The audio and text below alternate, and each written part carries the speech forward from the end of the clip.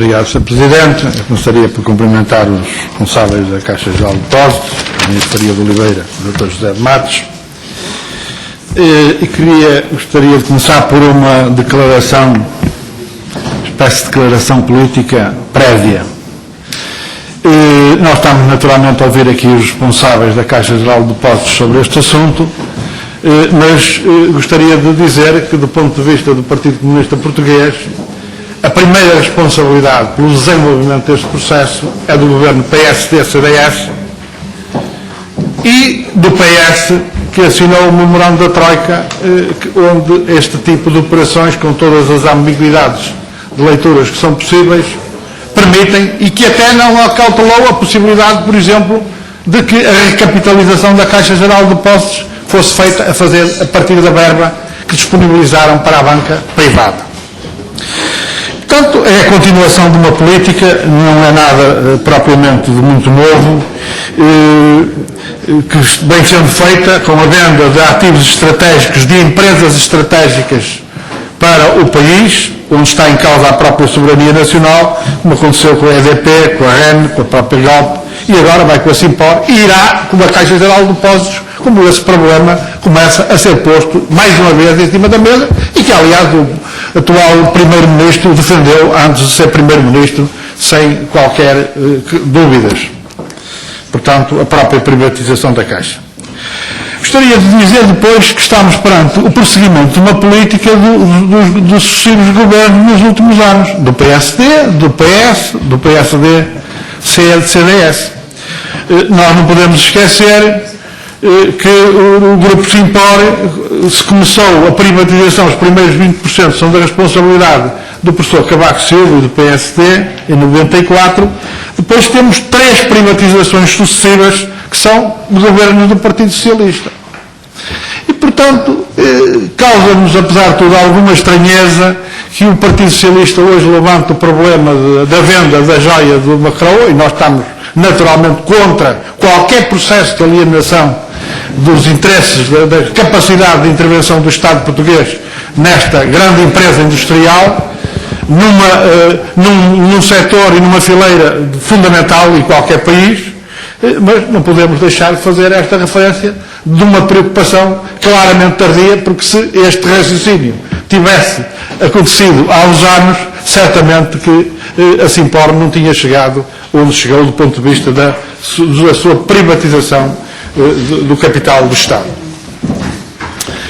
Senhor Presidente do Conselho de Administração da Caixa Geral de Depósitos, eu gostaria de começar por lhe fazer uma questão decorrente das contas de 2011. São anunciados, tanto quanto pude ler, cerca de 1,7 mil milhões de imparidades da Caixa em 2011.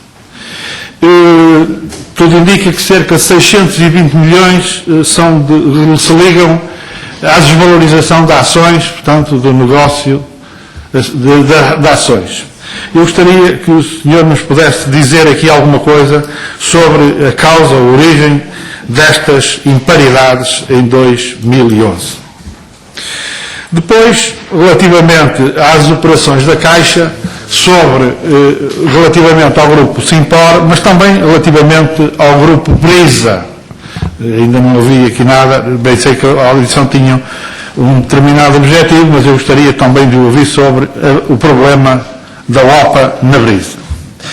Estamos perante operações altamente lesivas dos interesses públicos, da economia nacional, e percebendo que precisamos também de defender os interesses da Caixa Geral de Depósitos como um pilar muito importante, como referiu, da própria soberania nacional. Penso que no Governo continua a haver muita gente que assim não pensa.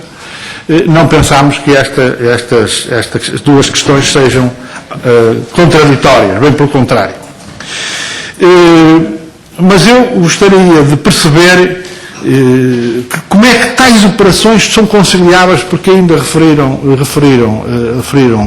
já falaram aqui bastante vezes sobre estas questões, como é que este tipo de operações são conciliáveis, de facto, com os próprios objetivos estratégicos que estão definidos à Caixa Geral de Depósitos de defesa da economia nacional. e tanto quanto penso de apoio à defesa das estruturas industriais de bens transacionáveis. Não consigo entender.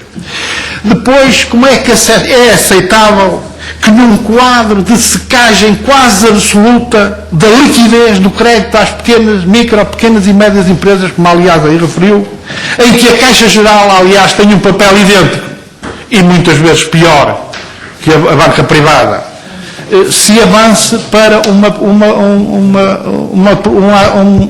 ação deste tipo, concretamente este tipo de ações, na Brisa e agora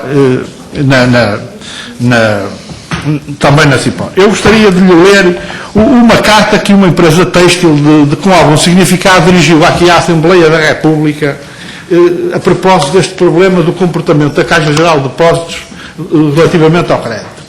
Diz a empresa, é a carta da empresa: temos vindo a ser abordados de forma sistemática por parte da Caixa Geral de Depósitos para que o envolvimento atual junto da nossa empresa, que não chega a 10% do total da nossa dívida bancária, seja reduzido. Já foi retirada a linha de desconto de remessas de exportação no valor de 500 mil euros, que, como se sabe, faz muita falta a empresas exportadoras, em moldes incomportáveis para uma empresa que fez avultados investimentos que agora estão a dar os seus frutos. Não compreendemos este comportamento por parte da Caixa Geral de Depósitos, quando todas as outras instituições financeiras privadas com quem trabalhamos têm vindo a ter outro tipo de comportamento. Não se consegue, de facto, perceber o comportamento da Caixa Geral de Depósitos e eu gostaria de percebê-lo melhor. Depois, senhores responsáveis da Caixa Geral de Depósitos, eu gostaria, de facto, de perceber se é verdade ou não aquilo que foi tornado público relativamente à OPA da Brisa e, concretamente, o financiamento do Grupo Melo nesta OPA. Depois, relativamente à OPA da Simpor, eu julgo que a Caixa Geral de Depósitos sabe que tem na sua mão o futuro da Simpor como empresa, como única possibilidade de que o Estado português acompanhe, tenha alguma capacidade de intervenção relativamente a este importante setor industrial. E, portanto, perguntava-lhe mais uma vez como é que a Caixa Geral de Depósitos se pronunciava, já aqui tentou explicar esta questão, segundo alguns jornalistas do âmbito económico, 26 minutos depois do anúncio público da OPA. Isto só é possível se tudo estivesse combinado concretamente com o acionista Estado. E eu perguntava-lhe se houve ou não uma reunião pública, uma reunião privada, prévia, envolvendo o Sr. Ministro das Finanças, o Sr. Dr. António Borges, a Caixa Geral de Depósitos e a Camargo Correia. Ou se houve contactos anteriores a todo este processo relativamente a esta questão. Gostaria, já nos referiu aí, que garantiu a permanência da sede da empresa a verificar-se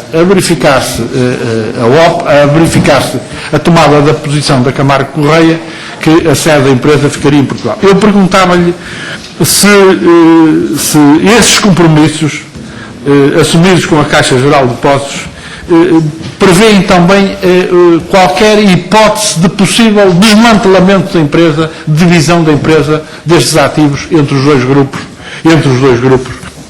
brasileiros. Terminaste, deputado. Já temos depois outra ronda.